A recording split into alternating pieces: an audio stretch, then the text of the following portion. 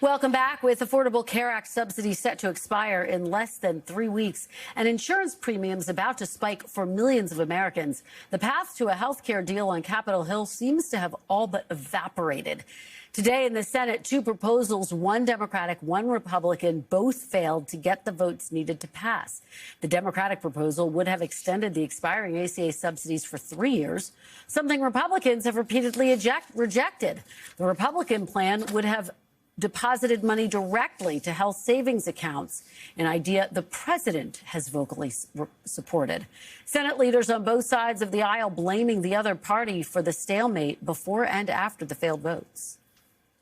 Democrats may talk about helping Americans, but their bill is nothing more than a political messaging exercise that they hope they can use against Republicans next November. Leader Thune ought to start talking to the American people. When your health care premiums double, when you can't afford medicine, when you have to switch doctors who's been on your case for so many years, that ain't political, John Thune. That's humane, and that's democracy, doing what the people want. Meanwhile, in the House, Republicans plan to vote on some kind of health care plan next week, but it's not exactly clear yet what that will be. Two different bipartisan bills offering temporary extensions of the tax credits have been introduced, but both options lack the support of Republican leadership, which appears to be moving forward on a proposal that would not include an extension of the tax credits. Joining me now from Capitol Hill to sort this all out, NBC's Mel Zanona. Mel, thanks so much for joining us. I know it's a busy time on the Hill. So, look, this was expected to fail today, these two proposals. Where does the health care subsidy debate go now in the Senate? Well, you know, there has been some hope on Capitol Hill that a bipartisan deal will arise out of the ashes of these failed Senate votes. And I think Lisa Murkowski actually put it best when she said what today's exercise showed is that the Democrat-only plan, which is just an extension of the Obamacare subsidies, doesn't work. And the Republican-only approach, which is a complete alternative, doesn't work either. However, there are some substantial hurdles to them reaching an actual bipartisan compromise, the first one being the clock itself. These subsidies expire at the end of the year. Open enrollment ends in many states January 15th, and the Senate is scheduled to actually leave town for their recess next week.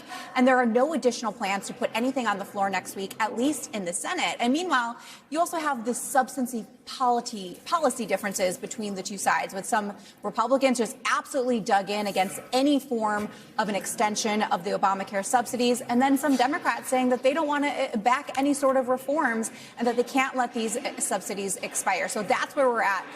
The question of the bipartisan deal very much still up in the air here on Capitol Hill. Well, Mel, as we did mention, there are some bipartisan proposals pending in the House. How do you see that playing out? Well, the central question with those bipartisan proposals is whether the Democratic leadership is going to get on board, because those bipartisan proposals are trying to come up through what's known as a discharge petition. They need 218 signatures, and if every single Democrat gets behind those discharge petitions, either one of those could succeed and essentially force a floor vote on extending the ACA subsidies. But so far, the Democratic leadership has really remained non-committal on where they stand on that. I just asked Hakeem Jeffries moments ago about his position on these discharge petitions, and he said, I'm focused on what we're voting on today. So really sort of dodging the question. But I am told behind the scenes there is at least some more inclination among Democrats to back the Gottheimer-Kiggins discharge petition. That would just be a one-year extension of the ACA subsidies with some income caps, with some reforms. That being said, though, Jeffries has his own discharge petition, which would be a 3-year extension, clean extension, no additional reforms. So at this moment, Democratic leadership really wants to keep the pressure on moderate Republicans to back that instead of some of these other bipartisan efforts. Yeah, Republicans saying that 3-year extension dead on arrival. Mel Zanona on Capitol Hill for us. Thanks so much. Joining me now is New York Republican Congresswoman Nicole Malliotakis. Thank you so much for joining us, Congresswoman Malliotakis. We really appreciate it. Thank you. So let's talk about this big battle over extending the health care subsidies. You're, of course, a co-sponsor of Congressman Fitzpatrick's bill that would, among other things, basically extend the subsidies for 2 years. It would also extend access to health savings accounts, and it would overhaul rules around pharmacy benefits managers. He has filed a discharge petition to force a vote on this bill. Do you support that discharge petition? Well, in general, I don't sign discharge petitions. I think the goal should be here to get as many sponsors on this bill to show that we have the votes necessary to pass it on the House floor. We started off with 8 members, 4 Republicans and 4 Democrats, who are members of the Problem Solvers Caucus, who came together to present the solution.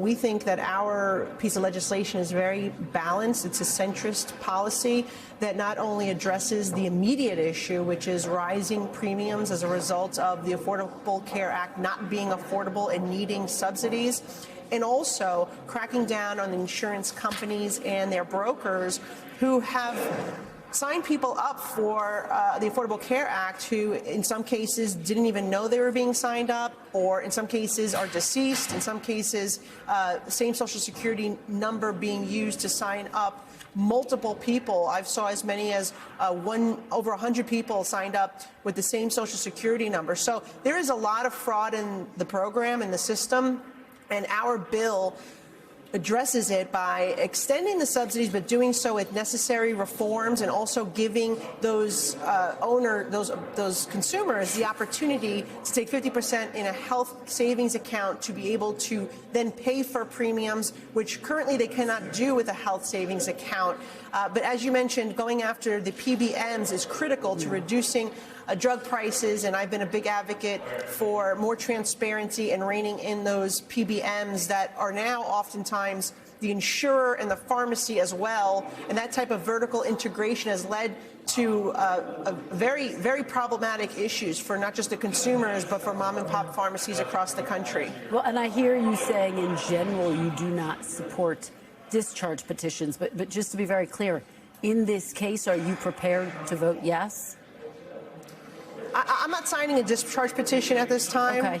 But I will vote yes, obviously, because it's my legislation. I mean, look, if they get to 217 signatures and they need a 218th to get it to the floor, then I will sign the petition. But I think right now our goal should be getting as many. If you can sign a petition, you can actually sign on as a co-sponsor of the bill, and that's much more important to be able to get the message across to leadership that there are more than just a handful of Republicans and Democrats that are willing to work in a bipartisan manner to get this across the finish line. So, Congresswoman, that's your breaking point, basically. If you get to 217, you would be that final vote necessary. Yeah, if it gets to that, I will be happy to be the deciding factor here to get that to the floor, because I think it is important, and more importantly, it will show that we do have the 218 to get it across the finish line. But right now, we're far from that, and that's why I urge my colleagues to take a look at our legislation, because it is a common sense, bipartisan, balanced approach that tackles a lot of issues here, from not just rising pharmaceutical costs, the rising premiums, allowing more flexibility with the health savings account, and going after the fraud in the system that we know is rampant because the insurance companies and the brokers are not being reined in. And right now they have too much incentive to sign up as many people as possible because they get this subsidy. And I just want to make clear how we got here to where we are today. We have to remember that the Affordable Care Act passed in 2014 by President Obama was never truly affordable. That is why we have the problem we have now with the premiums being so high. Now, the COVID era subsidy that was supposed to be temporary, that expiration date was set by the Democrats to expire this year. So this is a problem that was really dumped in the laps of Republicans. However, we were able to find a bipartisan solution in our Problem Solvers Caucus, and that is the very reason why we exist, to try to come to the table and find solutions on difficult issues like this. Congresswoman, let me ask you, because your bill does have a lot of overlap with actually another bipartisan bill proposed by Representatives Jen Kiggans and Josh Gottheimer, including that 2-year extension of ACA subsidies. If that bill could somehow get leadership support from either side of the aisle, would you be willing to throw your weight and your support behind that? Well, our our bill is actually more conservative and actually tackles the reforms in a better manner, and that is why I think it has a better chance of getting the support of leadership. But if it were the other version that came to the floor, I probably would support that as well, because it is a balanced approach that does somewhat what we're trying to accomplish, but not as strong. Right now, I don't know that either one would be coming to the floor. Quite frankly, the leadership has sent the message that they don't intend to put any extension of the COVID-era subsidies on the House floor.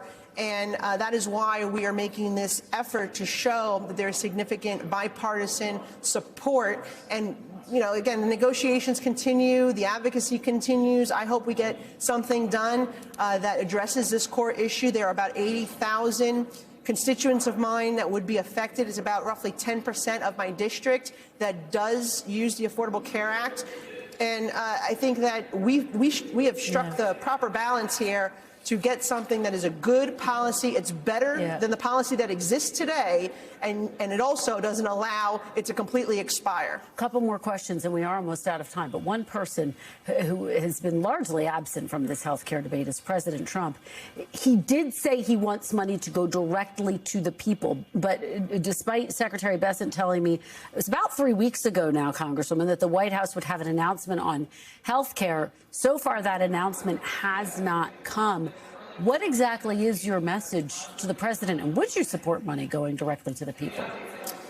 Look, it's my understanding that the president does support some type of extension or money going directly to consumers, whether it be the way we describe it in a health savings account that then could be allowed to pay for their premiums. Currently, consumers cannot do that with their health savings accounts. That would be a big change. I think that there was some pushback from the House leadership on the White House on this, which is unfortunate. And I have repeatedly urged the White House to continue on their path to put forward a health care plan that the president had signaled early on that he did support. We have shown them our bill. They're aware of our bill. I'm hopeful that we can get some support from them on this bill because we think it's the most common sense approach. There are many different factors that come into play here with the leadership of our House, but I think it's a mistake from a policy level and a political level to not put this bill on the floor and allow the rank and file membership to have a vote, which is why you're seeing this type of frustration coming from rank and file members of both parties. We have ideas, we have solutions. We should be able to get a proper airing, and they should be able to get a vote on the floor. So we'll continue to push for that, and we'll continue to urge the White House to continue on its path. Don't be discouraged by what our House leadership has been saying, because you have a lot of support from both Republicans and Democrats to put forward the solution. Well, and just finally, I mean, you talk about the frustration. Some of that has been directed at Speaker Johnson over this issue, but quite frankly, a range of issues. We've seen multiple discharge petitions, including a successful one on the Epstein files, as you know. And NBC News is reporting that there's growing frustration among some Republican women. Do you believe, Congresswoman, that he's losing control of the Republican conference? Look, I think being the Speaker is obviously a very difficult job, particularly when you have a slim majority like we do. But I had also urged the Speaker early on to allow the rank and file to bring forward more pieces of legislation that are not controversial, that don't cost money in particular. It's very easy for them to say, what are your top 3 priorities that are easy, that can get the vast amount of support from the rank and file members of both parties, and let's put them on the floor and get them done, and so you could deliver wins for your district and for the country.